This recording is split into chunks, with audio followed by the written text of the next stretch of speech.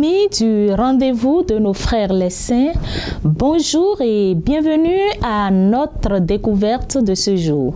Nous sommes le 8 juillet, l'Église célèbre la mémoire de Saint Kilian, évêque itinérant, natif d'Irlande. Saint Kilian part évangéliser avec ses 11 compagnons les provinces païennes de Franconie et de Thuringe. En 686, il établit à Wisgbooth le siège de sa mission et parvient à convertir à la foi chrétienne le duc Gosbert, seigneur du lieu, et une grande partie de la population locale.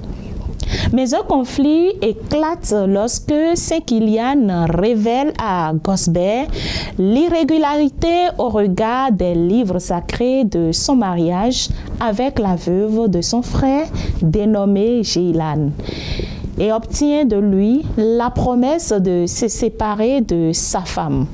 Or, Gélan n'est pas elle-même convertie au christianisme. Lorsqu'elle apprend l'abdonestation faite par l'évêque, elle est prise de fureur et décide de le faire tuer ainsi que ses compagnons Coleman et Tottenham. La tradition raconte qu'elle aurait caché ce meurtre à son mari et serait devenue folle. En 743, Saint Bûchard, premier évêque de Würzburg, transfère les reliques des 3 martyrs dont plusieurs guérisons miraculeuses ont révélé la sépulture secrète dans l'église Notre-Dame.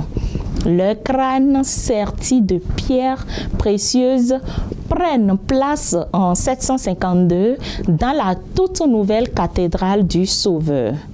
L'évangile ayant appartenu aux saints a été conservé dans le trésor de la cathédrale et se trouve aujourd'hui dans la bibliothèque de l'université. Le jour de la Saint Kilian, une chasse de vers contenant les 3 crânes est promenée dans les rues de Würzburg, puis exposée à la vénération des fidèles dans la cathédrale. Demandons au Seigneur, par l'intercession de Saint Kilian, la grâce de tenir bon dans les épreuves et la force de suivre le Christ jusqu'au bout. Amen. Saint Kilian, priez pour nous. On se retrouve demain avec la grâce de Dieu. Au revoir.